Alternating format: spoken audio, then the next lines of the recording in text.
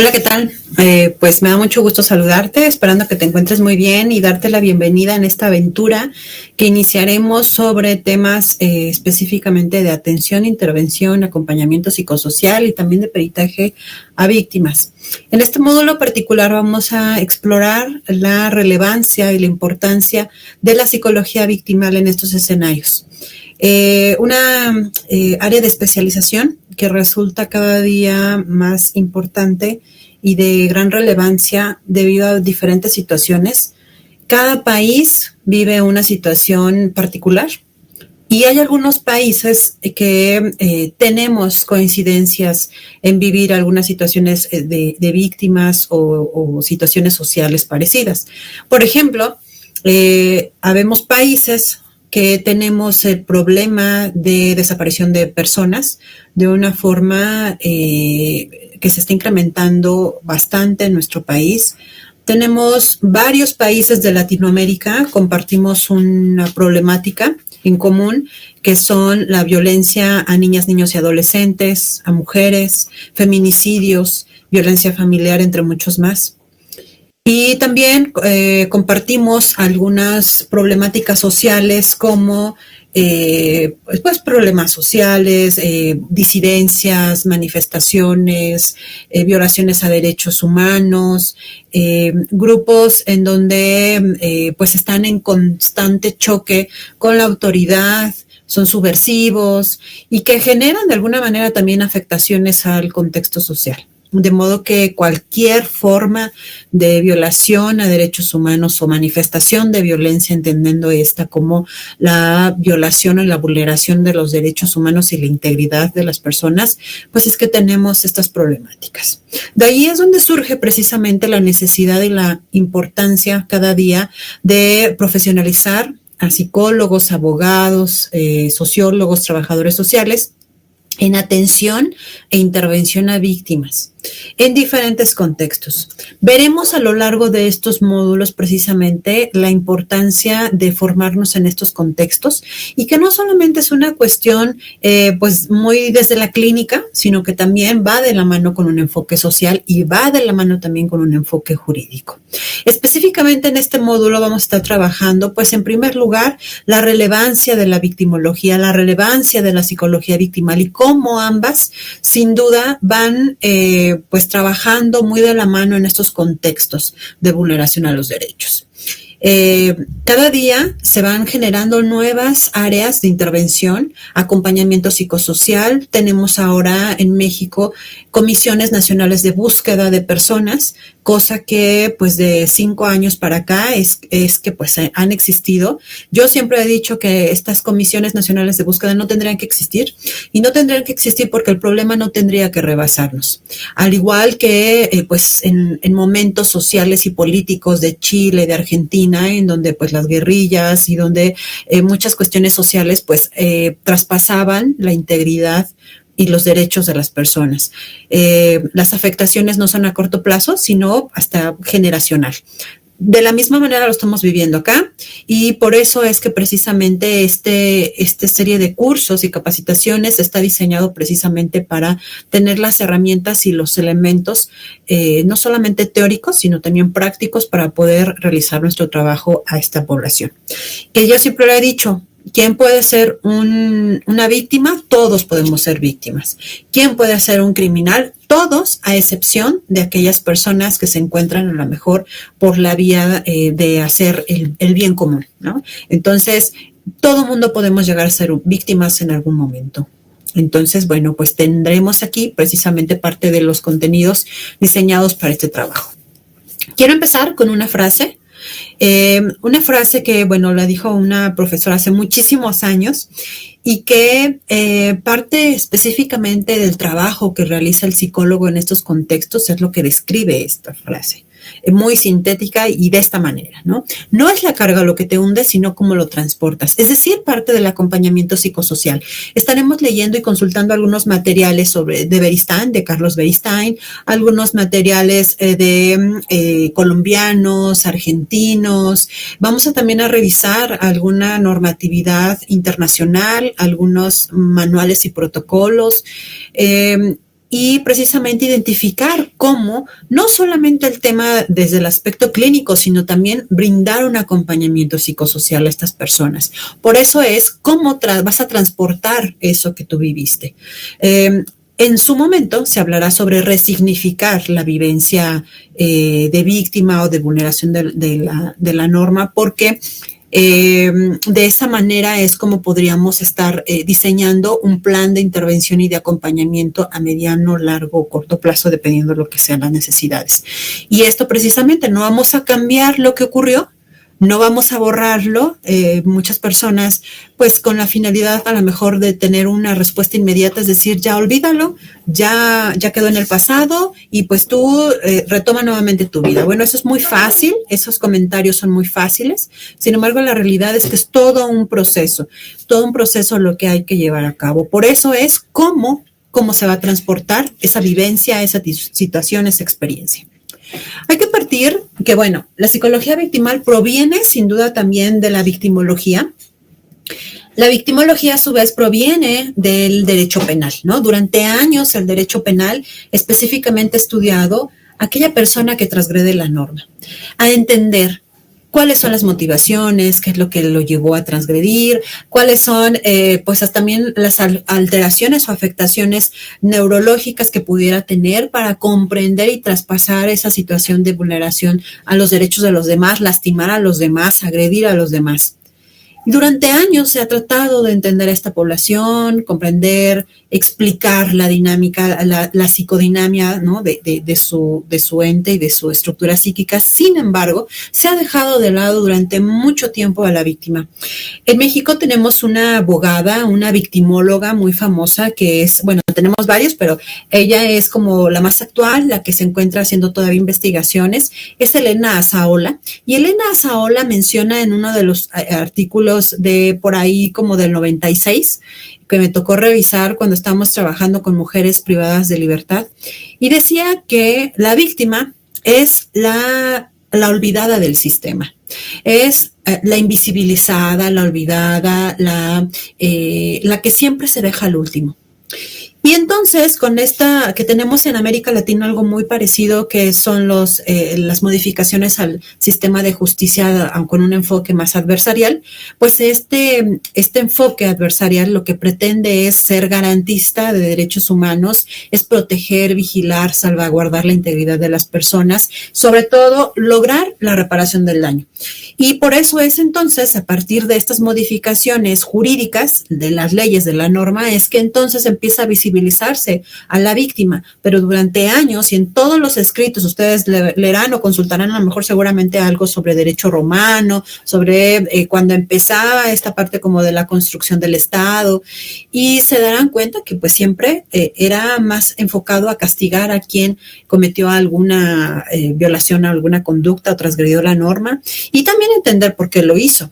Pero no se habla sobre la atención, intervención y acompañamiento a las víctimas. Entonces, por eso es importante seguir visibilizando la necesidad que tienen las víctimas también de una atención integral.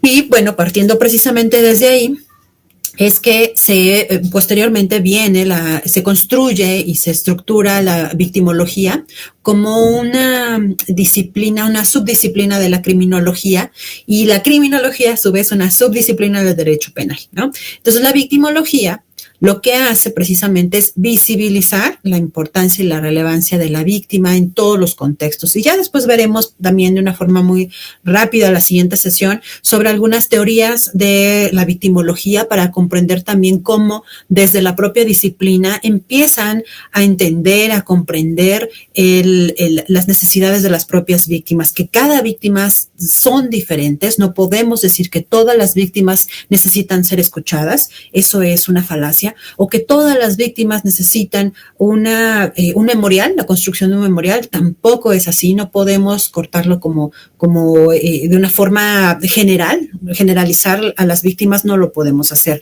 Por eso es importante el acompañamiento psicosocial, porque precisamente lo que hace es identificar las necesidades de cada una de las víctimas. Y a raíz de ahí es entonces donde vamos identificando la necesidad de la intervención de la psicología en estos contextos de seguridad, de justicia, de ley, de toma de decisiones, y pues empezamos a hablar sobre psicología jurídica. Psicología jurídica, entendiendo que es el pilar precisamente de la psicología en estos escenarios de regulación de la norma, y que pues está relacionado con la ley y la justicia. De ahí entonces es donde, como un árbol, empiezan a generarse distintas ramas o subdisciplinas dentro de la psicología jurídica. Y me gusta mucho empezar explicando esto, porque hay que identificar desde dónde proviene la psicología victimal, hay que conocer un poco del origen, cómo se va construyendo, cómo va evolucionando. Ustedes van a revisar en los materiales que yo les he dejado en el salón, pues un poco de bibliografía y de información de cómo ha ido evolucionando a lo largo del tiempo la psicología victimal, cómo se nutre de la propia psicología, pero también de la propia victimología, y va generando sus propios objetivos específicos en la intervención. Entonces, pues aquí precisamente lo que identificamos es a la psicología jurídica, y desde aquí cada una de las subramas que tenemos dentro de esta misma. Tenemos, bueno, psicología en tribunales y forense, psicología judicial y testimonial, psicología policial de las Fuerzas Armadas, resolución alternativa de conflictos, y la que es de nuestro interés el día de hoy, que es psicología victimal. Psicología delincuencial o criminal y penitenciaria. Aquí vamos a hacer especial énfasis. La psicología victimal de lo que trata precisamente es de atender, acompañar, intervenir a las víctimas en diversos escenarios. Y de ahí precisamente es entonces donde podemos empezar a hablar sobre la relevancia de la psicología victimal en estos escenarios de pues entornos de normas, de leyes, de aplicación de la norma. Y bueno, pues parte precisamente de este esquema que estamos identificando aquí en pantalla es cómo podemos ver la relevancia que tiene también y la interrelación que tiene la psicología victimal con otras subáreas de la psicología jurídica. Es decir, la psicología jurídica también tiene que ver con resolución alternativa de conflictos, también tiene que ver con delincuencia criminal o delincuencial. ¿Por qué? Porque, por ejemplo, ahí podemos hablar también de prácticas de justicia restaurativa, que es algo de lo más novedoso que tenemos en México, específicamente hablando, porque recordemos que en México en el 2008 es donde se empieza a gestar precisamente las reformas al sistema de justicia, en donde pues ahora se habla que es más garantista, que procura y fomenta los derechos humanos y pues protege a la víctima, y el objetivo precisamente es la reparación del daño. Entonces, también tenemos estas prácticas de justicia restaurativa o prácticas parcialmente restaurativas, en donde pues también pueden tener encuentros en algunas ocasiones y bajo algunas situaciones de la dinámica delincuencial, pueden hacer encuentros víctima-victimario. Y bueno, cuando estamos hablando de un ambiente forense, y específicamente ustedes verán en las siguientes capacitaciones, en donde hablamos sobre un peritaje psicosocial. Y el peritaje psicosocial ya lo explicará de una forma más extensa la maestra Dalia, en donde parte de los objetivos del peritaje psicosocial es reparar el daño. Y la evaluación que hace el psicólogo en estos escenarios, específicamente a la víctima, a quien ha sido transgredida o vulnerada en sus derechos o en su integridad, pues es lograrle pues una reparación del daño, ya sea monetaria, física o hasta psicológica. Entonces, en estos escenarios forenses, pues también hablamos de periciales, hablamos de un valor, una carga probatoria del mismo peritaje psicosocial para una reparación del daño y toma de decisiones judiciales. Entonces, como verán, la psicología victimal no trabaja de una forma aislada, sino también que se nutre y puede tener una participación activa en las otras subdisciplinas que conforman la psicología jurídica. Y bueno, pues entendiendo esto precisamente, quiero compartirles este pequeño video.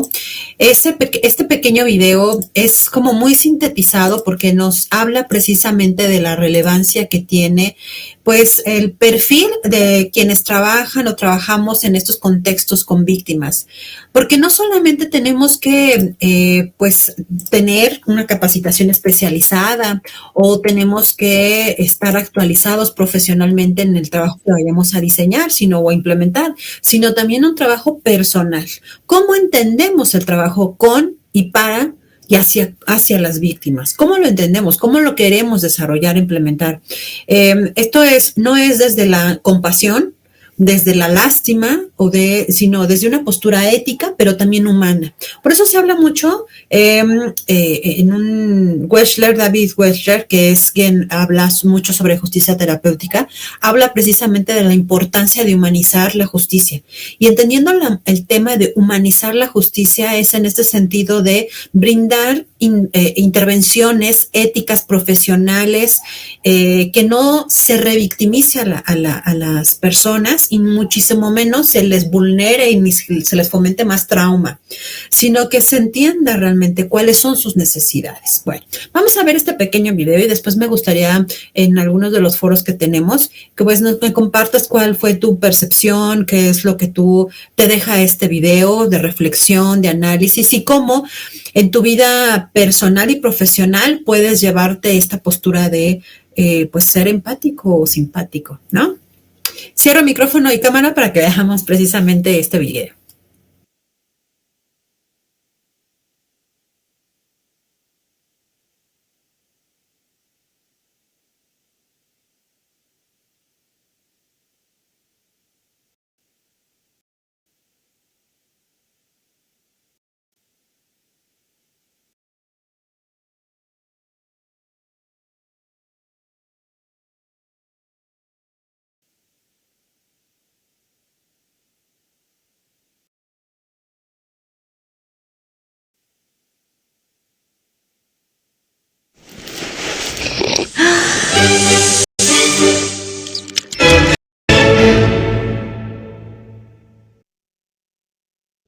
So what is empathy, and why is it very different than sympathy? Empathy fuels connection. Sympathy drives disconnection. Empathy, it's very interesting. Teresa Wiseman is a nursing scholar who studied professions, very diverse professions where empathy is relevant, and came up with 4 qualities of empathy. Perspective taking, the ability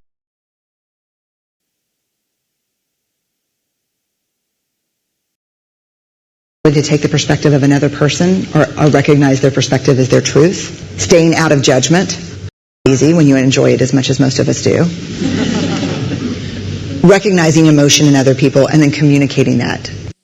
Empathy is feeling with people. And to me, I always think of empathy as this kind of sacred space when someone's kind of in a deep hole and they shout out from the bottom and they say, I'm stuck, it's dark, I'm overwhelmed. And then we look and we say, hey, you climb down. I know what it's like down here. And you're not alone. Sympathy is, ooh, it's bad, no. You want a sandwich? Empathy is a choice, and it's a vulnerable choice, because in order to connect with you, I have to connect with something in myself that knows that feeling. Rarely, if ever, does an empathic response begin with at least. And we do it all the time, because you know what? Someone just shared something with us that's incredibly painful, and we're trying to silver lining it. I don't think that's a verb, but I'm using it as one. We're trying to put the silver lining around it. So I had a miscarriage. Oh, at least you know you can get pregnant. I think my marriage is falling apart. At least you have a marriage. John's getting kicked out of school. At least Sarah is an A student. But one of the things we do sometimes in the face of very difficult conversations is we try to make things better. If I share something with you that's very difficult, I'd rather you say, I don't even know what to say right now, I'm just so glad you told me. Because the truth is, rarely can a response make something better. What makes something better is connection.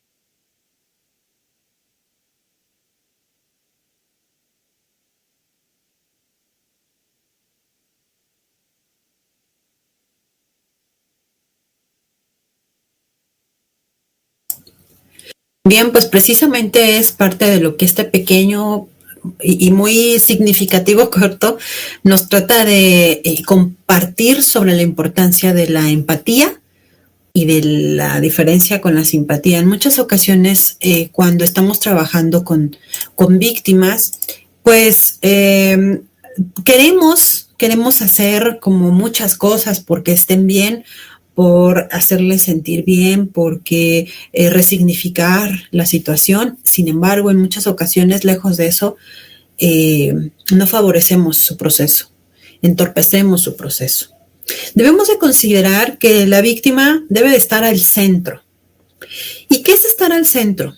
Cuando hablamos de que la víctima tiene que estar al centro, debe de ser aquella persona que esté por encima de todo lo demás, por encima de los vicios o las irregularidades de un sistema de justicia, por encima de la corrupción, por encima de las necesidades particulares, por ejemplo, del victimario. La víctima debe de estar al centro siempre y debe ser lo central.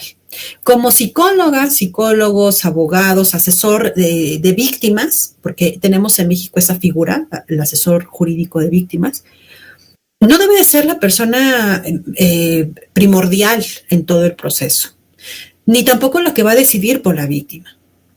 Deberá ser aquella persona que le acompañe en todo el proceso, que le dé un espacio de escucha activa, y activa es con todos los sentidos. No es solamente verte a los ojos y sentarme y escucharte, porque eso lo puede hacer pues hasta mi vecino o algún amigo o amiga, ¿no? Sino estar con todos los sentidos ahí, escucharte plenamente, comprender cómo es tu discurso, cómo lo estás viviendo, pero también cuáles son aquellas estrategias que pueden contribuir a que salgan de ese proceso, de esa situación, de ese bache, de esa situación crítica. Entonces, al tener en claro que la víctima debe de ser el centro de toda la intervención en estos procesos, nos va a permitir identificar sus necesidades, qué es lo que necesita. Desde el momento, por ejemplo, cuando hablamos, y lo veremos en el segundo curso con Cintia, cuando nos va a hablar de intervención en crisis y primeros auxilios, en donde podremos identificar que algo tan sencillo como, por ejemplo, a lo mejor un vaso con agua, ¿no? Un Kleenex, un papel para limpiarse, ¿no? Será suficiente en ese momento para acompañarle a la víctima. Y entonces alguien dirá, bueno, es que es como muy romántico, yo creo que habría que hacer más, ¿no? La impunidad, la corrupción, buscar justicia. Habría que ver cómo la víctima está entendiendo la justicia. Habrá que ver dentro de sus juicios de valor cómo identifica la justicia, con el contexto familiar, el contexto social en el cual se desenvuelve, cómo identifican la justicia, para ellos qué es la justicia. Y desde ahí entonces podremos marcar una línea de intervención y acompañamiento psicosocial.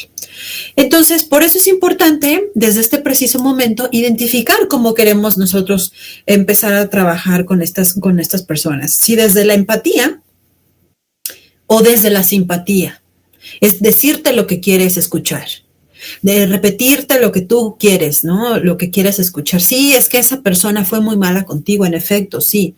Yo no sé qué hubiera hecho, pues sí me hubiera pasado lo mismo. Eso lejos de ayudar, pues hunde más. Decir, estoy aquí, estoy contigo. Es más, sabemos en la clínica, para quienes tenemos también formación en la clínica, en la psicología clínica, sabemos que en muchas ocasiones desde la psicología clínica el hecho de los silencios, de guardar silencio, de acompañar en silencio, significa mucho. Significa mucho porque es estar ahí. Estar ahí y sin estar violentando o interrogando, obteniendo información.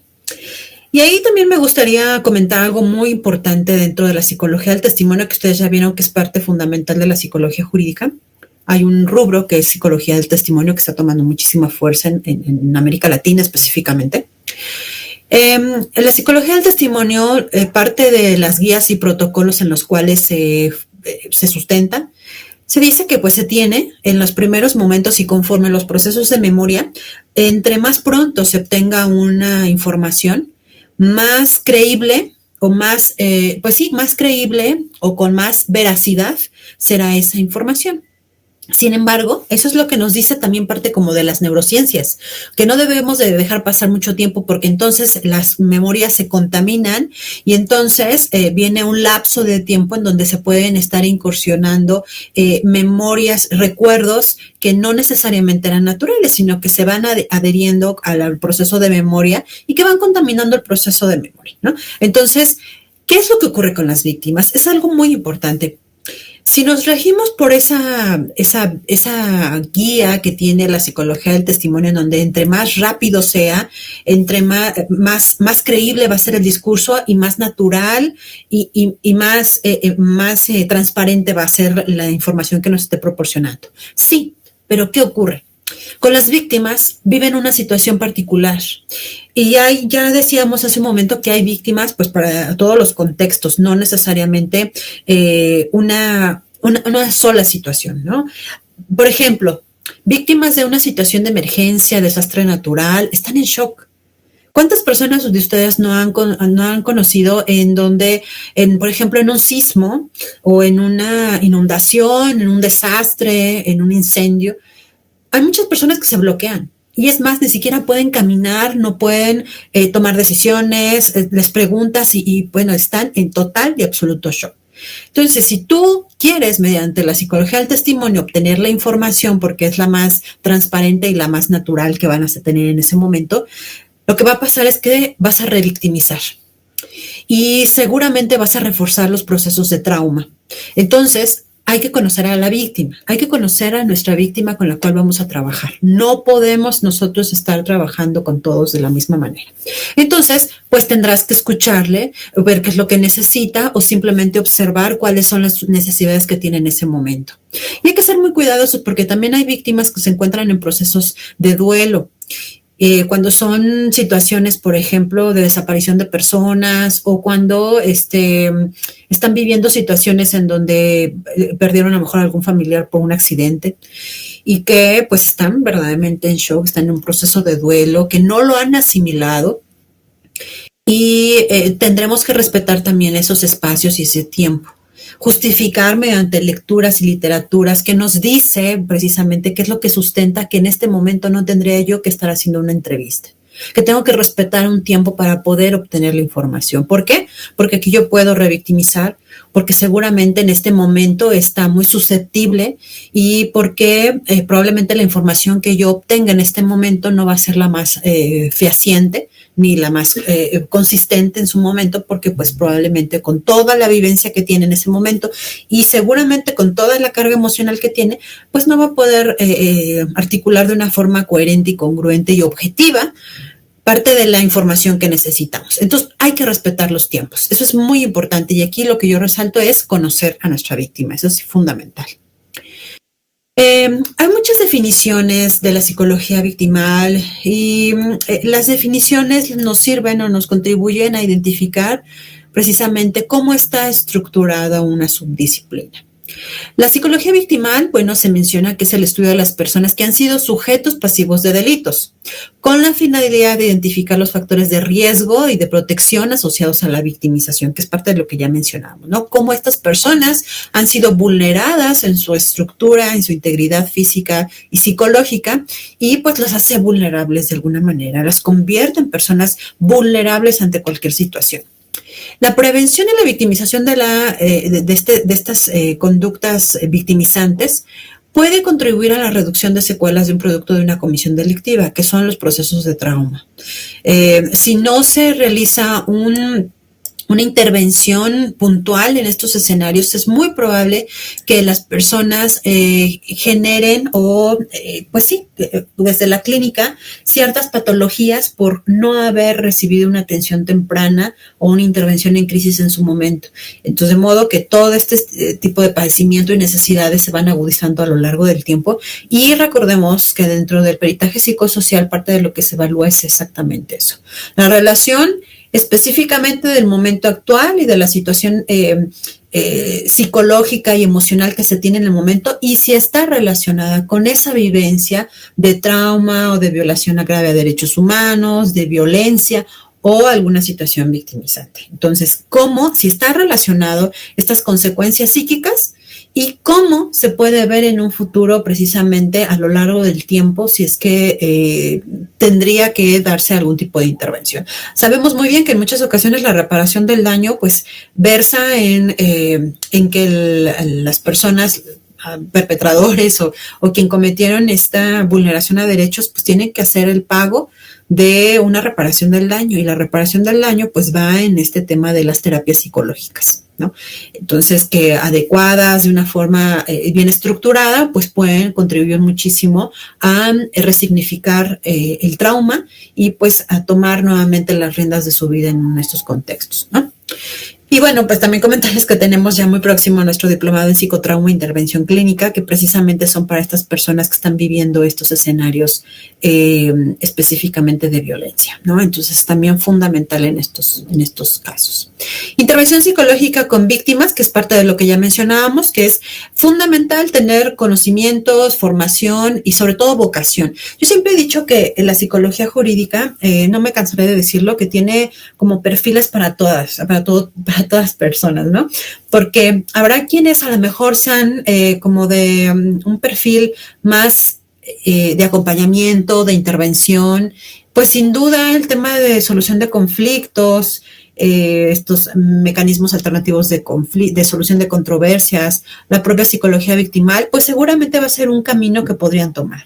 Habrá quienes, algunas personas, pues sean más como de digamos, más confrontativos, más determinantes y hasta de alguna manera agresivos en el entorno, pues sin duda el sistema penitenciario, la psicología criminal, pues será un área en donde pues quedará muy bien su actuar y podrán pues desarrollarse como pez en el agua, ¿no? La psicología victimal, aparte de todo esto de tener empatía, de ser ética, vocación, se debe tener un trabajo personal. ¿Por qué? Porque te vas a enfrentar ante situaciones de mucho estrés, de mucha violencia, en donde son casos que en muchas ocasiones ya es una violencia extrema, y que pues lidiar con el dolor ajeno, la realidad es que a nadie nos gusta, ¿no? Y no es de que nos guste, sino simplemente que probablemente para algunas personas sea el área en el cual se desarrollan mejor, quieren especializarse y que pues sin duda tendrán también que trabajar en sus procesos personales para que no trastoque la integridad precisamente de cada uno de nosotros y de nosotras, ¿no? Entonces, por eso el trabajo personal que hagamos es fundamental en estos escenarios. Intervención psicológica con víctimas, prevención de la victimización secundaria mediante las sensibilizaciones profesionales al servicio del sistema de justicia.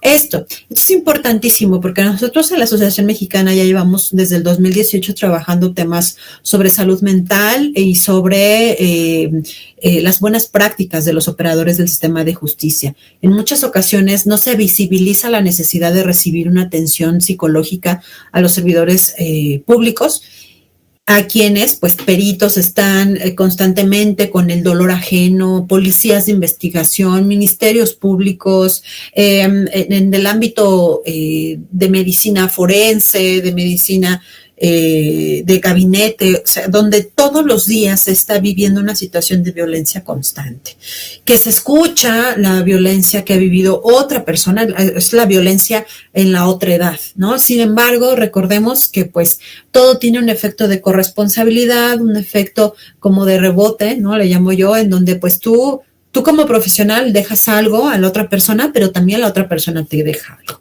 Por eso es importante el tema de la salud mental y del trabajo personal que hagamos en estos escenarios de violencia y donde vas a estar lidiando con el sufrimiento del otro, ¿no? El sufrimiento de la otra edad. El acompañamiento de la víctima a lo largo del proceso judicial, que esto en muchas ocasiones se traduce en un acompañamiento psicosocial, en donde el psicólogo pues va a acompañar en muchas ocasiones también hasta a las audiencias, en donde va a acompañar o va a visitar a sus domicilios, en sus domicilios también de la víctima, como para dar un seguimiento precisamente sobre algún efecto traumático, y que pues esto sin duda también contribuye a que pueda resignificar el trauma y parte del acompañamiento psicosocial. Tenemos varias leyes a nivel nacional e internacional que sustentan el actuar del psicólogo en estos contextos. Desde nuestras leyes en México tenemos muchas y seguramente quienes nos están escuchando tendrán su propia normatividad. Lo que yo te pido también es que dentro de toda esta serie de capacitación, si tú eres de un país distinto a México, que sé que hay algunas personas que no son mexicanas, nos ayudes precisamente compartiéndonos cuál es la norma que regula en tu país precisamente el actuar del psicólogo victimal. ¿Cuál es el sustento normativo en el cual cobija precisamente el trabajo que realiza el psicólogo victimal? ¿Desde dónde se ve? ¿Cuáles son los puntos y las comas de los cuales la norma en tu país visibiliza la importancia del psicólogo en estos escenarios? Nos vas a ayudar muchísimo. Entonces, si nos puedes también aportar en esa información, estará genial, porque recordemos que este es un curso de psicología victimal, pero internacional. No solamente nos ceñimos en México, sino también ampliamos nuestros horizontes, porque la psicología victimal no solamente es de un país, sino es a nivel internacional la necesidad que tenemos de visibilizar las prácticas.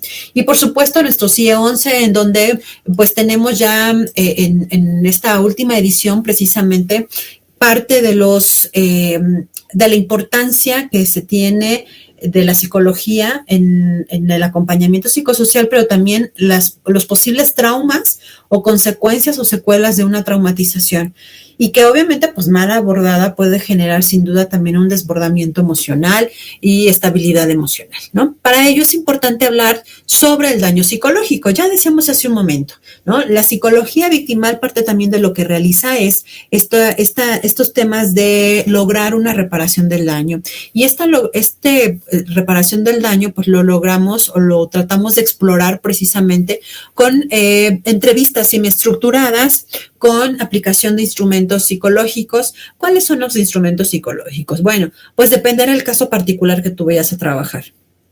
Esto no se trata, es importante mencionar que la psicología victimal específicamente y la psicología victimal que nosotros estamos trabajando en los organismos no es con la finalidad de patologizar. Esto es importante decirlo. Porque no solamente es ceñirnos a un diagnóstico inferencial, sino realmente es hacer o dar las líneas y las pautas para tener más sustento teórico de nuestra intervención. Recordemos que en el área forense, pues también el psicólogo contribuye a la toma de decisiones judiciales con las periciales de reparación del daño o las periciales psicosociales. Entonces, precisamente parte de lo que se hace ahí es evaluar qué tanto daño psicológico hay con una situación y si esta situación de alguna manera puede ser una consecuencia de un evento traumático, ya sea una violación, un abuso sexual infantil, una violencia familiar, alguna situación, por ejemplo, de algún riesgo psicosocial laboral, alguna situación traumática o algún accidente o desastre natural. Y entonces las evaluaciones con enfoque psicosocial precisamente van a contribuir para que haya una reparación del daño. Y recordemos que la Corte Interamericana menciona que debe de ser integral. Integral en todos los sentidos, en donde se logre una reparación integral del daño y que no vuelva a existir. Para ello, pues el daño psicológico precisamente vamos a identificar pues aquellas situaciones en donde pues se ha violentado, transgredido, hay alguna afectación, alguna alteración del estado físico y psicológico que pues sale de lo que se tenía previamente antes del evento, ¿no? O sea, toma un vuelco totalmente distinto a lo que teníamos. Y que, bueno, pues pueden haber alteraciones, disfunciones, trastornos psicopatológicos, entre muchos más, ¿no? Y entendido esta alteración psicosocial, en donde pues va a determinarse con un hecho que puede dañar a lo largo y al corto, mediano o largo plazo de la vida. Es decir, puede llegar hasta incapacitante. ¿Cuántas situaciones traumáticas no conocemos que para muchas personas han sido ya incapacitantes, en donde no permite llevar su vida como anteriormente lo había hecho? Porque pues a lo mejor quedan con secuelas en cuestión de su estado anímico, ya tienen que ser dependientes de algún tipo de fármaco para estabilizar sus neurotransmisores y que pues no haya intentos suicidas o que puedan conciliar el sueño, ansiolíticos, antidepresivos. ¿Cuántos casos no se ha conocido de esta manera, no? Entonces, por eso es importante identificar este daño psicológico y cómo de esta manera puede afectar a corto, mediano o largo plazo, dependiendo de la situación, ¿no? Y que, pues bueno, sin duda también puede identificar unas fuentes de miedo, desconfianza y ruptura de la solidaridad. Solidaridad o misma ruptura de pareja, de familia. El caso particular, que es donde hemos trabajado a lo largo de estos años, son con familiares de personas desaparecidas, en donde vemos precisamente que existe pues una pérdida ambigua, es decir, existe una búsqueda constante, incesante de encontrar a su familiar y pues no se sabe cómo se va a encontrar, ya sea vivo o muerto, pero es el seguir buscando sin tener una respuesta, y eso se le denomina pérdida ambigua. Y muchos casos, por ejemplo, tenemos en México el caso de los colectivos de búsqueda, que lo veremos en uno de los capítulos de los cursos de capacitación más avanzados, en donde pues hablaremos precisamente de ese tema, pero ahí vamos a poder identificar sin duda la importancia que tienen las redes familiares, los vínculos familiares ante esta serie de eventos traumáticos que pudiera vivir y que como familia pueden hacer frente. Es decir, la ruptura no solamente es individual, sino puede ser colectiva, puede ser con los grupos cercanos que se tenga, familia, amigos, trabajo, pareja, y que en muchas ocasiones tras una situación crítica o de traumatización, pues se rompe este tipo de vínculos, se corta, y entonces viene precisamente este aislamiento y esta ruptura a lo que aquí se menciona precisamente como a la solidaridad, ¿no? Entonces esto es muy importante tenerlo en claro, porque parte fundamental del acompañamiento psicosocial radica en identificar cuáles son las redes de apoyo.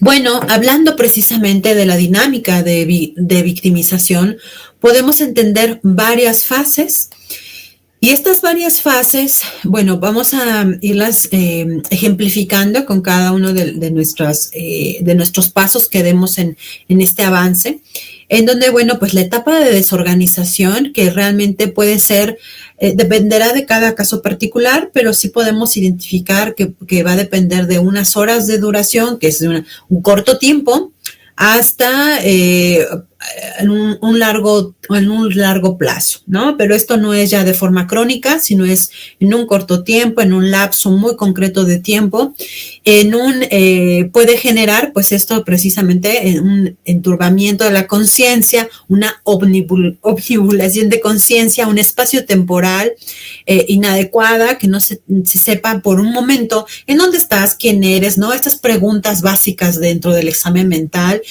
¿cómo te llamas? ¿Quién eres? ¿De dónde vienes? ¿En dónde estás? ¿Qué hacías aquí? ¿Cómo llegaste? ¿No? Identificar si realmente está ubicado en tiempo, espacio, persona, circunstancia, ¿no?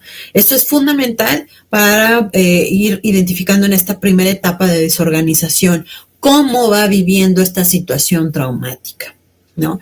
Y si se van agregando dentro de esta misma percepción, sin duda también estos procesos de afectaciones a nivel más afectivo, a cuestión más de relaciones interpersonales, si hay precisamente varias manifestaciones en su estado anímico que han cambiado, en donde a lo mejor se le dificulta precisamente hacer contacto con sus propias emociones, no puede articular realmente las palabras para explicar lo que le está ocurriendo, y no porque no sepa qué tiene, sino porque hay un shock, hay precisamente un efecto de trauma en esa situación, ¿no? Por eso hablamos aquí de una vulnerabilidad, una impotencia, una rabia, una culpa, una vergüenza, depresión, sobre todo en este tipo de situaciones en donde puede haber una parálisis en muchos sentidos y que en muchos casos vemos, por ejemplo, en temas de violencia familiar, que hemos trabajado el tema de perspectiva de género acá en México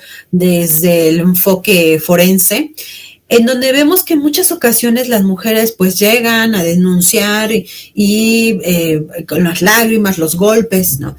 Y posteriormente pasan 2, 3 días y regresan y dicen, ¿sabes qué? Quiero retirar la denuncia porque pues ya habló conmigo, ¿no? Y me dijo que me quería y que no lo volverá a hacer, ¿no? Bueno, el golpeador o golpeadora es exactamente igual que el infiel o la infiel, ¿no? El que lo hace una vez lo vuelve a hacer. El que te toca o te pone una mano encima lo va a volver a hacer. El que te engaña o la que te engaña lo va a volver a hacer. Eso es casi como una ley. Entonces, ¿qué es lo que estamos hablando ahí específicamente en estos escenarios de violencia? Pues la indefensión aprendida, ¿no? Como este sentido de que se aprende a decir, está bien, lo tengo que tolerar, porque socialmente se enseña también a vivir de esa manera, ¿no? O varones en donde, bueno, es que si me quieren, no me está engañando, lo hace porque pues me está procurando, se está preocupando por mí, a justificar, a romantizar cada una de las acciones que se realiza, pero no entender que es parte del círculo de la violencia. Por eso entonces aquí podemos identificar también en qué momento de vulnerabilidad se pueden encontrar.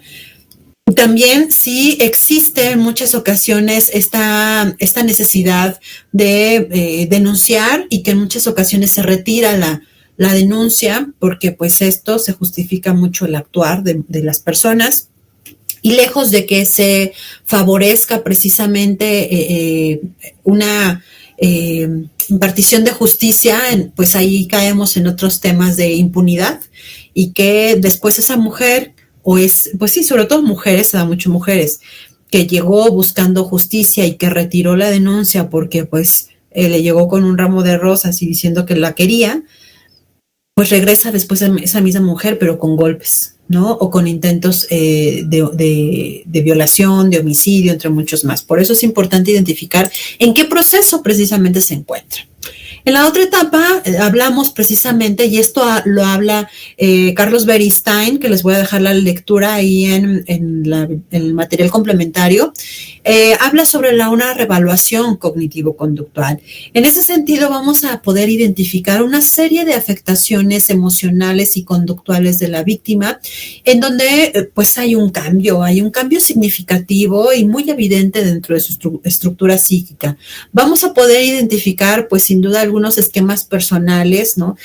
Vamos a encontrar un cambio constante en las emociones, una ambivalencia en las emociones, una bipolaridad, ¿no? Es decir, de repente personas muy seguras, donde toman decisiones, pero por otro lado más inseguras en el sentido de saber si es lo que lo están haciendo bien, cuestionarse si realmente lo que están haciendo está bien, pero no solamente cuestionarse, porque cuestionarse también es de sabio, sino decir, realmente lo estoy haciendo, es lo que quiero hacer, es lo que se merece, es lo que tengo que hacer, ¿no? Entonces, eso al mismo momento pone en tela de juicio que lo que se está haciendo es correcto.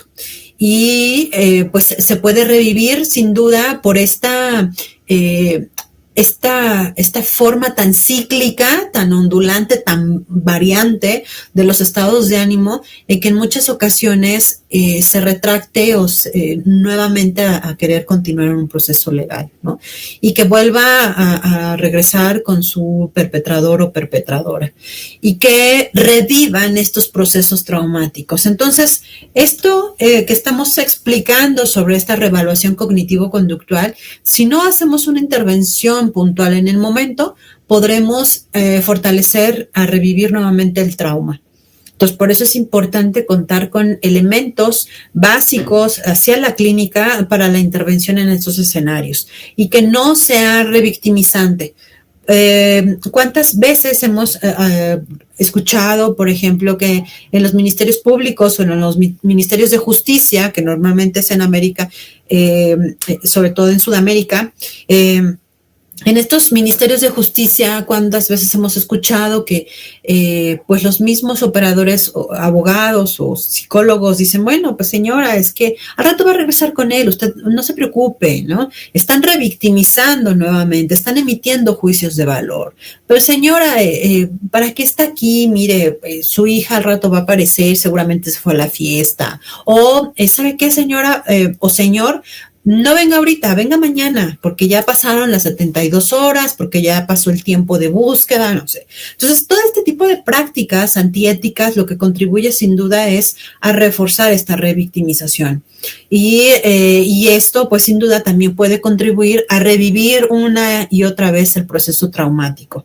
Por ejemplo, para personas o mujeres que han vivido una situación de violación, que en muchas ocasiones pues les dicen no te bañes, no, tienes que dejar darte como estás para que el médico legista te investigue. Lo que quieren las mujeres después de haber sido violadas es quitarse ese humor, ese olor que revive esta traumatización. Entonces también hay que entender en ese sentido cómo se va a abordar, ¿no?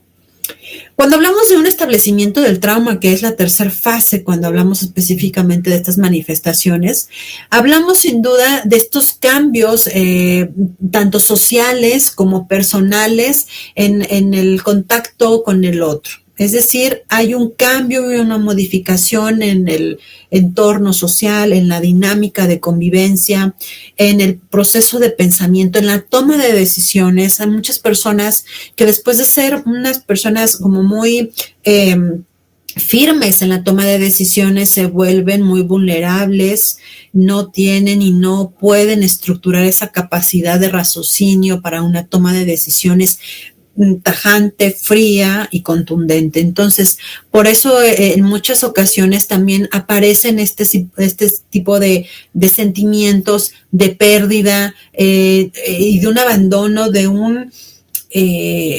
no saber si realmente lo que está ocurriendo es algo real, ¿no? Hasta en muchas ocasiones existe una despersonalización en el sentido de decir, no lo estoy viviendo, no soy yo, fue un sueño, no está ocurriendo, no soy yo, ¿no? Entonces se vive en una tercer pista como un otro, como un tercero, pero no identificando realmente que es algo que ocurrió de una forma personal. Entonces, en este establecimiento del trauma es muy importante tratar de acompañar a las personas en estos procesos en donde se le brinde, pues sin duda, un acompañamiento muy claro, muy puntual, identificar en qué proceso está y qué es lo que va a necesitar dentro de estas intervenciones para no revivir nuevamente el trauma y resignificarlo, porque eso es importante. No vamos a borrar la situación crítica, violenta o violación a derechos humanos o tortura, por ejemplo, no lo vamos a borrar, pero ¿cómo vamos a vivir con ello? Esa es parte fundamental del acompañamiento psicosocial. ¿Cómo se va a vivir con esa situación? Que no se va a olvidar y que tendremos que aprender, y como expertos en conducta humana, tendremos que acompañar a nuestras personas víctimas en estos procesos. Para algunos dicen que el término no es víctima. Para algunos autores mencionan que el término tendría que ser sobreviviente, porque es una persona que pese a la situación que vivió, generó nuevas alternativas y nuevas estrategias de afrontamiento. Parte de estas estrategias de afrontamiento, pues sin duda, es ser como una persona que ha aprendido de la situación, resiliente. Por eso es que se habla mucho sobre sobrevivientes, personas sobrevivientes más que víctimas. Y en ese sentido, precisamente parte del establecimiento del trauma es cuando hablamos de una vulnerabilidad, en el sentido de una pérdida, de una estabilidad emocional, la estructura psíquica se vuelve más frágil, más endeble, donde todo se duda de las decisiones, de la situación, hay una desconfianza, y más cuando se vive alguna situación de alguna violencia grave y que pues se realizó con alguien. alguien que se tenía mucha confianza o que pertenecía a algún grupo familiar cercano, pues sin duda hay una gran desconfianza, se tiene temor y una situación de hasta indefensión. Por eso precisamente es cuando se habla de que pues hay una vulnerabilidad, que hay una pérdida de una estabilidad emocional, ¿no? Linderman, bueno, pues él tiene varios escritos desde 1940, en donde él prácticamente lo que menciona es la relevancia de que todas las personas que han vivido una situación traumática o de vulneración de derechos o de su integridad o de violencia, tienen herramientas, elementos suficientes para poderle hacer frente, lo que llamaríamos resiliencia, ¿no? Y que pueden salir adelante y airosos de cualquier situación de crisis, de trauma, y resistir ante ese tipo de situaciones y salir airosos. Y que, pues bueno, de algunas situaciones pueden generar o desarrollar conductas, parte precisamente de lo que cerramos en esta lámina, conductas desviadas que necesiten un tratamiento especializado. Por eso mencionábamos hace un momento la relevancia de evaluar el daño psicológico, que como tal no está, al menos en el código argentino, penal argentino, en donde sí se identifica la parte del daño psíquico. Pero, pues, por ejemplo, acá en México no tenemos esa figura, no está en nuestros códigos ni en nuestras leyes. Sin embargo, no porque no exista en esta normatividad, no quiere decir que no exista. Claro que existe y está presente. Y parte de las vulneraciones a los derechos humanos y a las violaciones graves a derechos humanos es que precisamente muchas personas pueden generar pues estas conductas desviadas que van a necesitar un tratamiento especializado. Y ese tratamiento especializado no solamente es psicología, también hablamos de psiquiatría, hablamos sobre la relevancia de las neurociencias, hablamos sobre técnicas o varios elementos de la psicoeducación. Entonces, tendremos que pues apoyarnos de diversas disciplinas que contribuyan sin duda para poder identificar parte del tratamiento que podamos realizar en ese momento. Y hablar de tratamiento no significa de hablar de enfermedad, sino significa hablar desde este tema de la psicología victimal, hablar sobre aquellas afectaciones traumáticas que pudieran generarse y que ya, como lo mencionamos hace un momento, con una evaluación de un peritaje psicosocial, podremos identificar que hay alguna afectación a mediano, corto, mediano o largo plazo o que sea ya de una forma permanente y hasta incapacitante. Por eso es importante identificar precisamente esto, ¿no? Alguien dirá, bueno, pues es que lo que dice Linderman pues ya es algo como obsoleto. ¿Cómo es posible? No todas las víctimas salen airosos de una situación crítica o de un trauma, ¿no? Él parte de la idea que sí, que todo mundo puede salir airoso. Pero yo les decía desde un principio de esta intervención que ahí es lo que a lo mejor choca un poco con los postulados de él, porque cada persona es distinta y la forma como está viviendo una situación victimizante es totalmente distinta, ¿no? Habrá algunas personas que alguna situación de vulneración de derechos pues los derrumbe, atenten contra su vida, contra su integridad, a lo mejor a raíz de eso consuman drogas y realicen muchas conductas autolesivas, ¿no? O transgreden la norma y hacia los demás también los vulneren, ¿no? Cada persona tiene, recordemos, elementos psicológicos, estructura psíquica distinta. No todos los podemos partir de la misma manera ni generalizar, sino que tendremos que también considerar su historia de vida, sus recursos psíquicos, sus factores que son inherentes a su organismo, a su funcionamiento, y que pues puedan hasta servir como una especie de barrera para no generar a lo mejor alguna vulneración mayor o una afectación mayor. Entonces, habría que ahí pues ponerlo como entre comillas, ¿no? Y a lo mejor un poco ahí cuidado con generalizar este tipo de frases que utiliza Linderman, pero sí mencionar que tendremos que conocer el caso particular y la historia de vida de cada una de las víctimas. Pues yo les decía hace un momento, tenemos que conocer a nuestras víctimas, ¿no? Les decía también hace un momento, y parte de los objetivos de este curso es pues conocer la normatividad que regula el actuar del psicólogo victimal en estos escenarios. Aquí, bueno, pues están viendo en pantalla precisamente parte de nuestra normatividad, que es la Ley General de Víctimas, que bueno, pues casi cada 6 meses se está teniendo reformas porque se incorporan nuevas figuras, se adicionan nuevos artículos.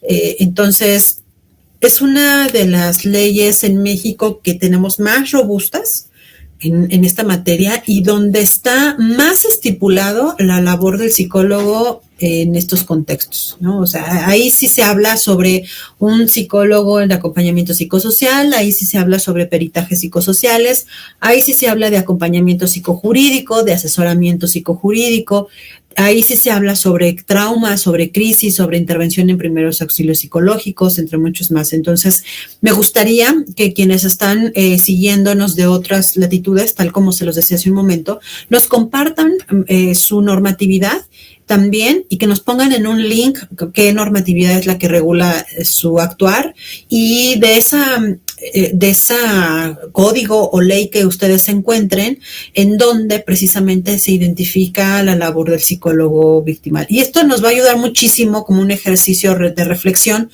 porque este módulo precisamente al final se va a evaluar mediante un pequeño cuestionario, ¿no? Es un cuestionario con poquitas preguntas, pero va a explorar parte de lo que vimos precisamente en este módulo y también, pues ahí, si tú revisas tu normatividad, pues precisamente vas a identificar parte de lo que de lo que tiene el sustento precisamente en tu país y no los podrás compartir en este cuestionario que te estoy comentando, que ya es como para cerrar el módulo, ¿no?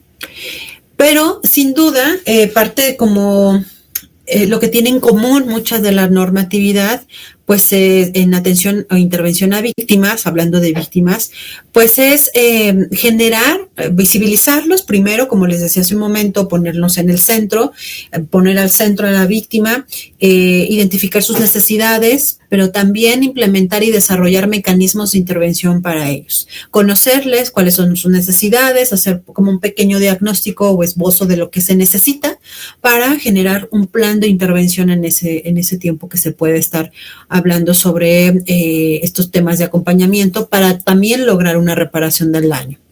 Hay que mencionar que el daño causado a la víctima pues puede ser material o moral, que eso es parte de lo que viene también en nuestras leyes, ¿no?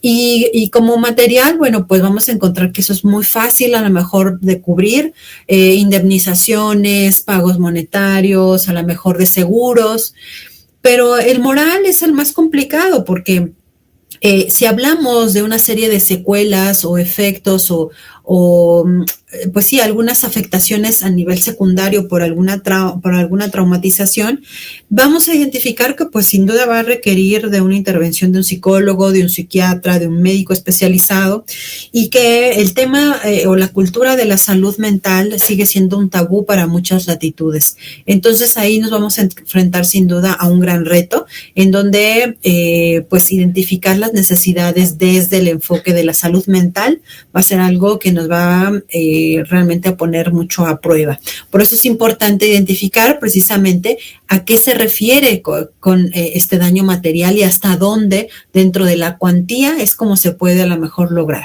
Y dentro de lo moral, ¿cómo se va a lograr? ¿No? Habrá algunas víctimas que pues necesiten un encuentro con el victimario, que esto se habla mucho desde la justicia restaurativa, y escuchar por qué lo hizo y comprender la situación.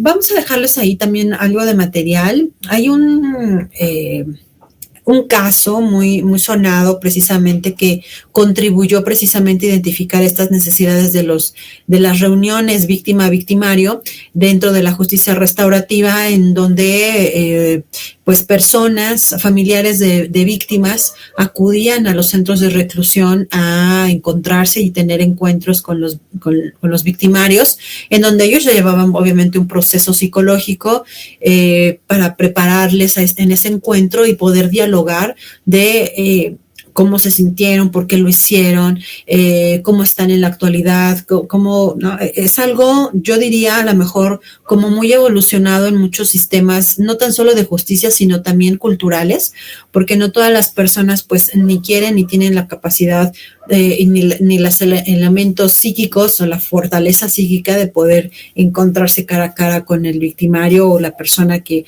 a lo mejor atentó contra algún familiar, ¿no? Entonces, habrá que ver cuáles son las necesidades de la víctima y a lo mejor va a haber víctimas que lo que necesitan precisamente es eso, encontrarse con el victimario. Habrá víctimas que lo que necesiten es escribir, es hacer estos grupos de autoayuda, es a lo mejor pues otras personas más asistir a terapia, a algún tipo de tratamiento o abordaje de psiquiatría. Entonces, cada víctima va a buscar como la forma de sentir esa reparación de ese daño moral, ¿no?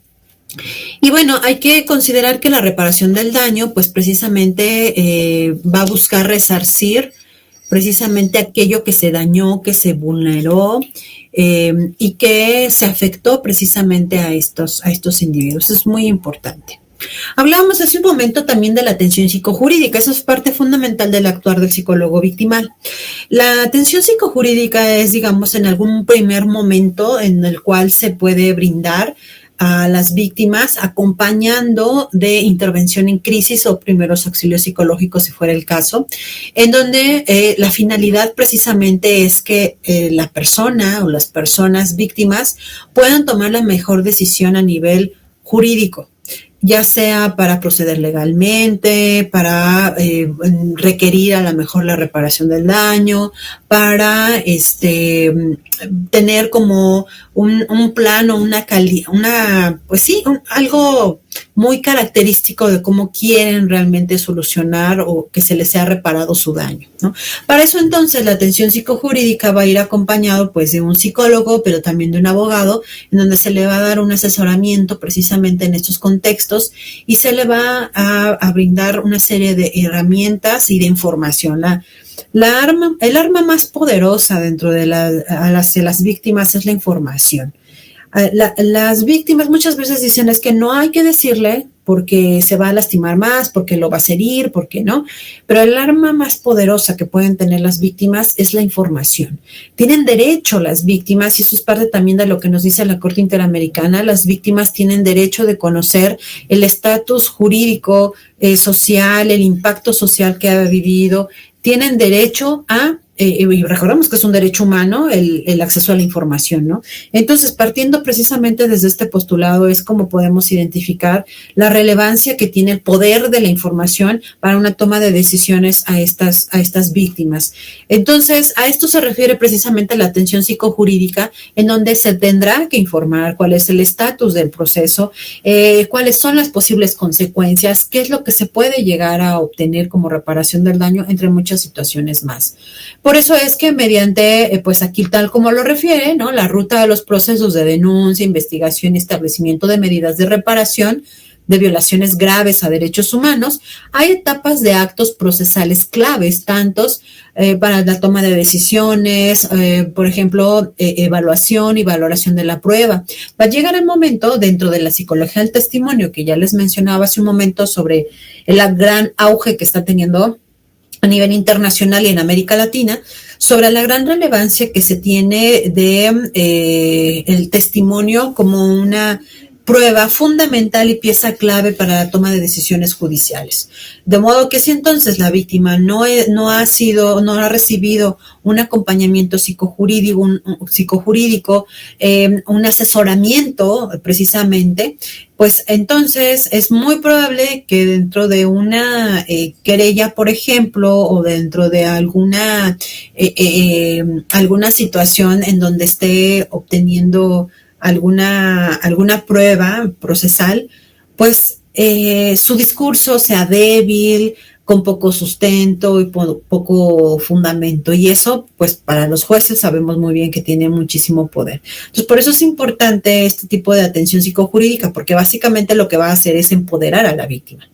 y empoderarla desde la información, desde el conocimiento genuino de la información y cómo va a ir avanzando precisamente el tema jurídico en estos escenarios, ¿no? Desde cuánto, por ejemplo, poder solicitar de una manera la reparación del daño material, económica, en cuantía, desde a lo mejor decir, bueno, pues sí, aparte de eso también voy a requerir que de por vida, ¿no? Se me esté pagando un medicamento controlado porque ya no puedo dormir bien porque tengo trastornos del sueño debido a esa situación traumática. Todo eso es lo que se tiene que evaluar precisamente y dar los elementos dentro de esta atención psicojurídica para que la víctima pues llegue empoderada y con información a estos procesos de toma de decisiones.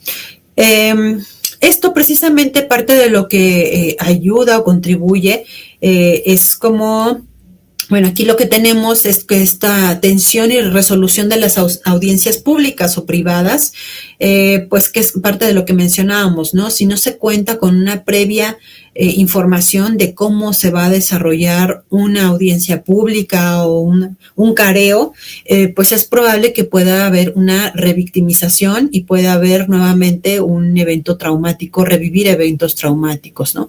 Por eso, la Corte Interamericana ha mencionado precisamente 3 etapas de acompañamiento estratégico psicojurídico que se han denominado etapa previa, intermedia y etapa final del proceso de litigio, que es parte fundamental en esto que ya mencionamos hace un momento, porque lo que va a hacer en estas etapas es a prepararles, a darles elementos, información, a que conozcan el panorama realmente, cómo se encuentra su situación y también una proyección de ver en un futuro corto tiempo cómo se puede ver la situación que ellos están viviendo al no ser solucionada. Aquí lo importante y la cultura dentro de la atención psicojurídica es la cultura de la denuncia, la cultura de el continuar los procesos jurídicos por la vía de una reparación del daño. Entonces, esto pues tendrá que haber preparar el terreno y a las víctimas de una forma previa, sin duda. Esto es parte fundamental. ¿Cuáles son los principios para la atención a víctimas? Y esto es parte de lo que nos menciona Carlos Beristain en una de sus lecturas. Básicamente es celeridad en la atención. Es decir, parte de lo que ya mencionábamos desde el primer minuto de esta clase es las víctimas tienen que ir al centro, las víctimas tienen que ser lo prioritario en la atención del sistema de justicia y no puede dilatarse su intervención. Por eso se llama celeridad en la atención. En los tiempos en los cuales pues se dejaba a una persona por 6 meses, por 1 año y que pues no llegaba a lo mejor una audiencia pública o no se le llegaba un citatorio, no se mandaba periciales, eso ya no tiene que ocurrir porque eso solamente favorece las malas prácticas de los servidores públicos y que recordemos que pueden tener una sanción al dilatar tanto en una intervención hacia las víctimas, ¿no? Acá en México tenemos una serie de casos muy desafortunados en donde familiares de personas desaparecidas se han ido hasta la Corte Interamericana precisamente y las quejas y las quejas han llegado hasta la Corte Interamericana por la inoperancia del sistema de justicia mexicano, en donde no hacen procesos de investigación, no dan un acompañamiento a víctimas, no dan celeridad a los procesos. Y entonces lo que hace la Corte Interamericana, pues le jala las orejas a México. Y entonces después es que ya vienen una serie de disculpas públicas, o vienen las garantías de no repetición, o vienen estos memoriales o estas cosas que se supondría que se tiene que hacer para resarcir el daño. El Estado tiene que hacer para resarcir el daño, ¿no? Entonces, muchas ocasiones lo hacen, pero porque ya ha llegado a instancias mayores, a la Corte Interamericana, a donde ya han establecido quejas ante derechos humanos, entre muchos más. Entonces, la celeridad de la atención no es algo que está discutido. Debe de ser de una forma, como dirían los abogados, pronta y expedita, es decir, rápida y oportuna, atendiendo puntualmente las necesidades de la víctima. ¿Cuáles? Pues precisamente hay que identificar cuáles son las necesidades de la víctima. Certeza sobre el impacto que ha generado el evento ante la víctima. Recordemos que vamos a estar en constantes cambios de emociones y de una serie, como yo le llamaría, una montaña rusa de emociones por los procesos que viven las personas víctimas. Y esto dependerá, pues sin duda, de la situación que hayan vivido y del momento actual en el cual se encuentran, ¿no? Protección efectiva y brindar atención integral, que es esto lo que les decía. No solamente es el psicólogo, bueno, pues mándale al psicólogo para que se tranquilice o llore bien porque la señora no está llorando bien, no es eso. Esa parte también, el poder de la información, que lo tendrá que realizar el abogado. Y el abogado tendrá que utilizar un lenguaje claro, coloquial, entendible, dejar los tecnicismos como pues para el ámbito académico, profesional, pero a la atención directamente con víctimas precisamente es que la atención sea clara, oportuna, concreta, lenguajes claros.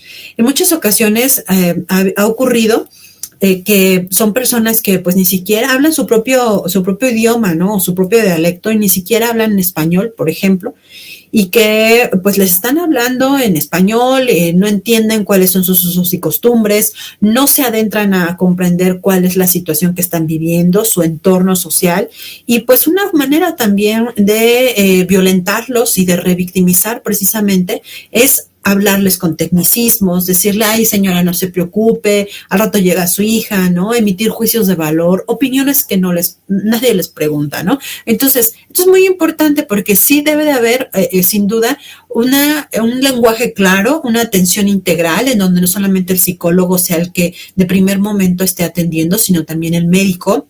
Tienen derecho a una revisión médica, tienen derecho a la justicia, tienen derecho a que se les brinde un asesor, tienen derecho a que se les reciba, a recibir atención mental o de salud mental. Entonces, debe de ser integral. Inmediación y bueno, pues estar en constante contacto oportuno con la víctima, es decir, bueno, pues ya pasó, ya vino y pues hasta que regrese ella, pues nuevamente lo contacto o esas personas o esa víctima, hasta que regrese, pues yo los voy a contactar, ¿no? Debe haber un seguimiento.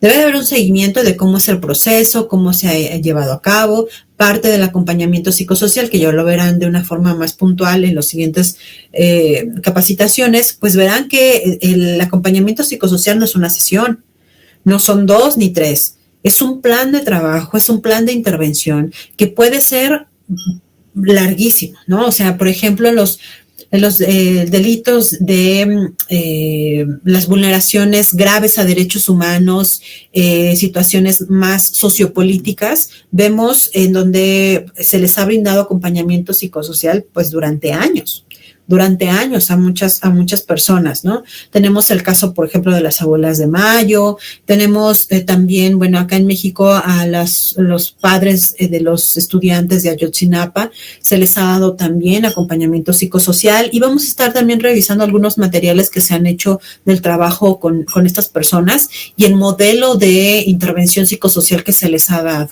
Entonces, bueno, ya Dalia, que ya ha tenido más de cerca estos temas, va a poderles comentar un poquito más de eso, pero sí será importante que identifiquen, pues sin duda, que no es una sesión, no son 2 sesiones, no es una terapia breve. El acompañamiento psicosocial es un proceso y puede ser dentro de un plan de intervención hasta, pues no sé, cada 2 años, cada 5 años, conforme a las necesidades, ¿no? Y bueno, pues la confidencialidad en cada momento que se brinde la atención a la víctima. Esto es muy importante. No solamente la confidencialidad de decir, bueno, mi ética profesional no me permite hablar más de ese caso, sino también decir, tengo un espacio físico adecuado para atenderlo. ¿Cuántas ocasiones han acudido a los ministerios públicos y de repente se encuentran cajas? Están hablando la víctima en el pasillo, no hay realmente un respeto a lo que esté mencionando o relatando. Por eso es importante contar con un espacio que sea discrecional, que sea confidencial. Ahora lo que vemos en algunas instancias de gobierno es que han generado espacios especiales para la atención a víctimas, cubículos muy privados, sí, si bien muy chiquitos, muy pequeños, pero bueno, ya hay una silla donde sentarse, no encima de cajas, ya hay un espacio que tiene una puerta, que tiene una privacidad, que puede estar hablando con el asesor jurídico, que puede estar hablando con el psicólogo o la psicóloga, que puede pasar al área de medicina, ¿no? Entonces ya todo eso es importante, tener cuidado con esta población. Recordemos que estadísticamente quienes revictimizan más son las propias instituciones de gobierno. Y bueno, parte de la asistencia victimológica que vamos a identificar precisamente, pues son estas medidas hacia la víctima. ¿Cómo vamos a volcarnos a entender sus necesidades y qué medidas vamos a generar, ¿no? Desde el ámbito jurídico, a lo mejor medidas de restricción, medidas de prohibición, no sé. Pero también desde la propia psicología, desde el enfoque social, cómo vamos precisamente a trabajar con este enfoque de las medidas hacia las víctimas. Y entonces, bueno, pues hablamos precisamente qué medidas vamos a generar, qué plan de intervención vamos a generar hacia la víctima. También, bueno, pues esto que decíamos hace un momento, la importancia del conocimiento, de la información, el acceso a la información, no solamente es un derecho, también debe de ser de una forma muy digerida, de fácil comprensión para las personas, en donde pues que debemos de partir, donde no es una persona experta y donde probablemente en muchas ocasiones, y eso ocurre de una manera general, uno no conoce, por ejemplo, cómo es el proceso para la denuncia, cuál es mi agencia de investigación más cercana o mi ministerio público más cercano, cómo es el proceso, qué es un asesor de víctimas. No lo sabemos. El número mayor de la población no lo conoce hasta que no lo vive.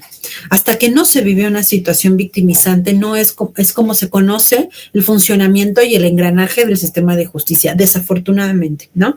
Entonces, en esta curva de aprendizaje que las personas tenemos en un acercamiento del sistema de justicia, nuestra información que obtengamos debe de ser clara, debe de ser de un lenguaje comprensible, sin tecnicismos. Si te empieza a hablar el policía de investigación con claves, pues no vas a saber qué significa eso. Entonces, eso sí es importante porque se ha llevado a cabo mucha formación a los servidores públicos en donde se les habilita de ciertas herramientas de búsqueda, de investigación criminal, pero no de atención al público, no de una comunicación asertiva, no de una empatía.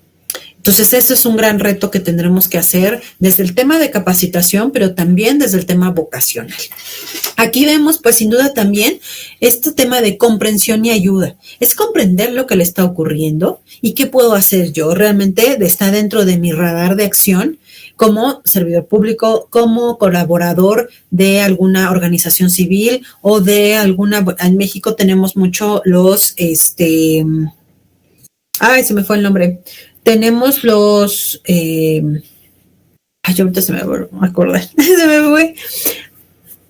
Son grupos comunitarios de búsqueda, colectivos. Los colectivos de búsqueda en donde, pues, no son unas organizaciones civiles.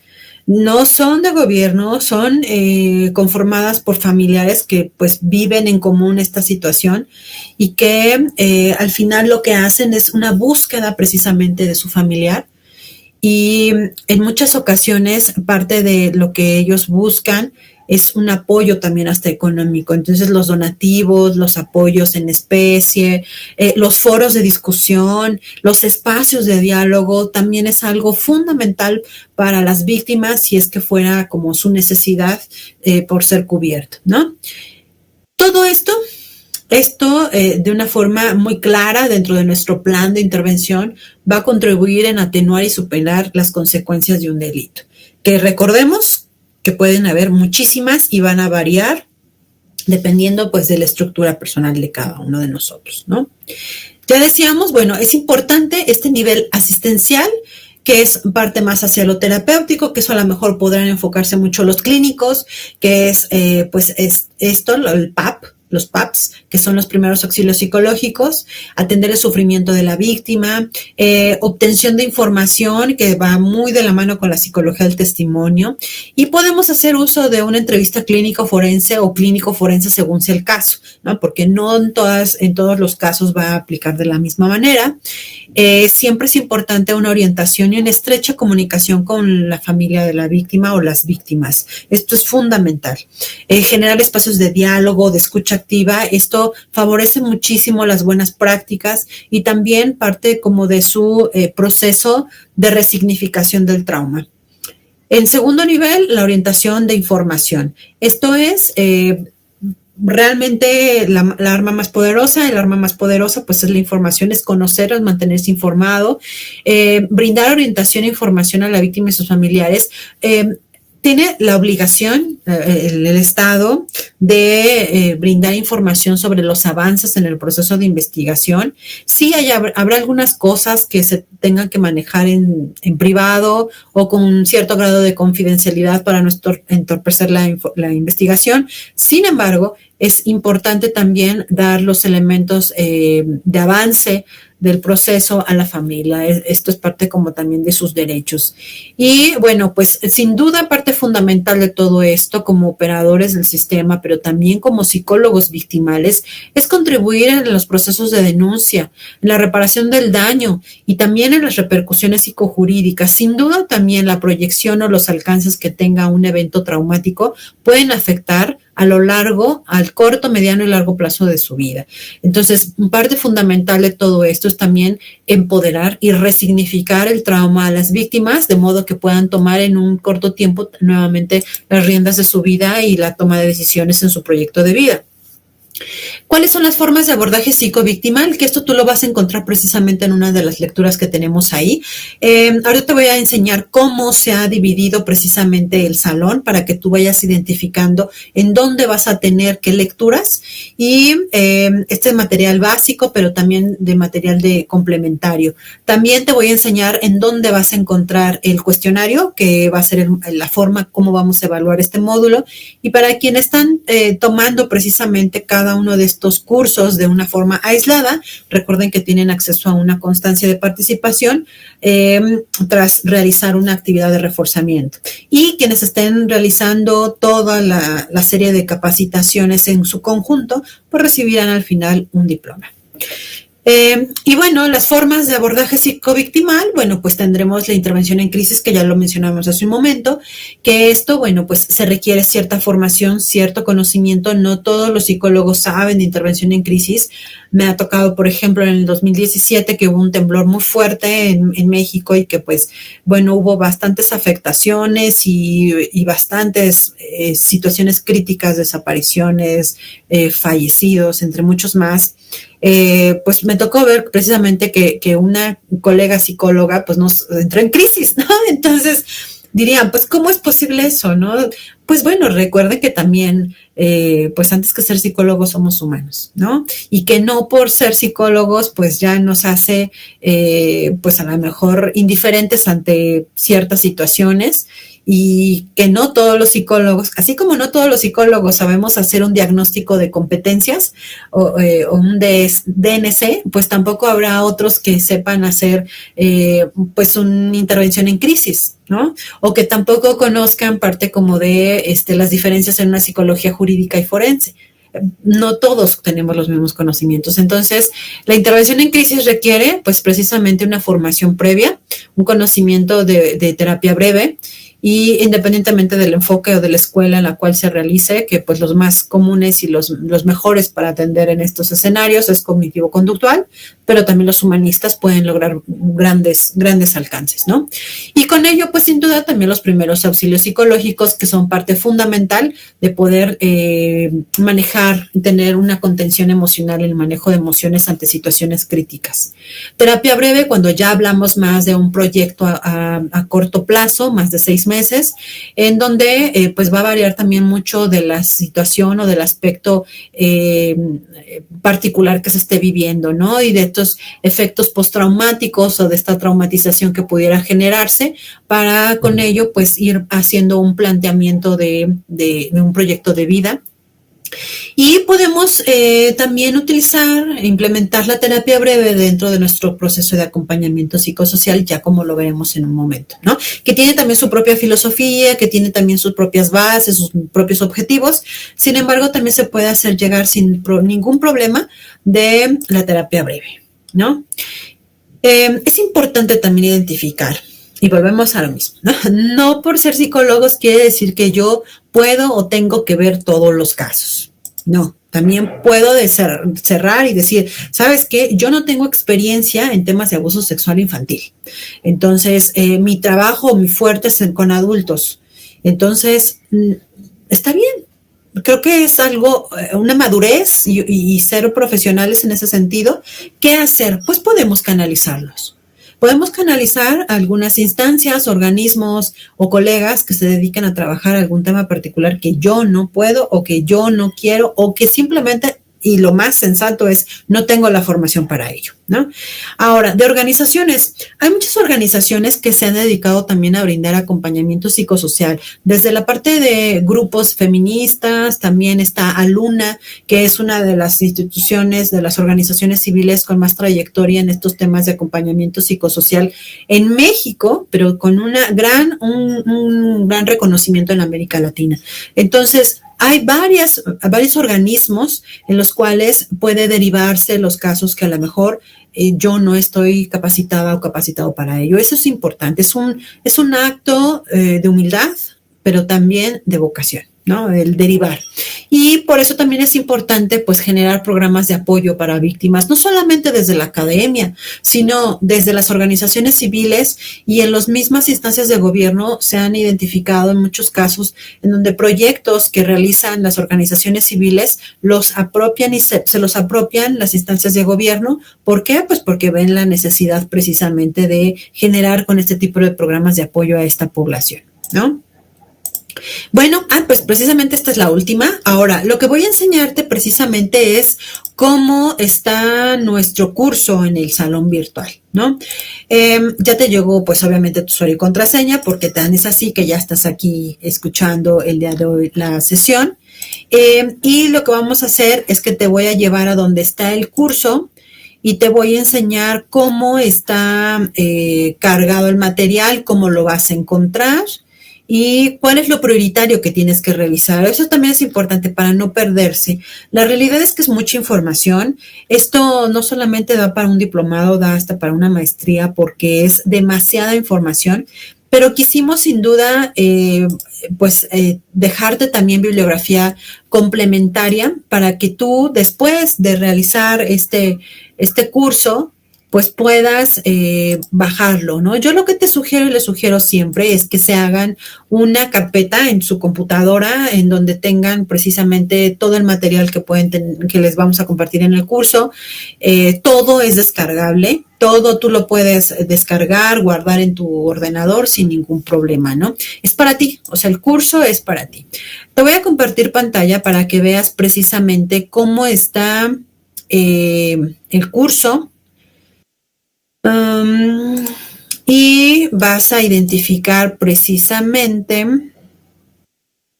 en dónde está el material, ¿no? Bueno, ahí ya estamos precisamente en el salón y aquí vas a encontrar la bibliografía básica, ¿no? Que esta sí es obligatorio consultarla. Ya decíamos hace un momento que en el caso de la normatividad de tu país, que sea diferente a México, bueno, yo lo que te sugiero es que si te da tiempo consultar esto, está bien, no pasa nada, pero si no y prefieres consultar lo tuyo, mucho mejor, porque recordemos que este curso pues es con una proyección internacional, no solamente nos acotamos a México. Entonces, esta bibliografía básica sí es fundamental revisarla. Después te vas a ir al material audiovisual, que también es importante revisarla.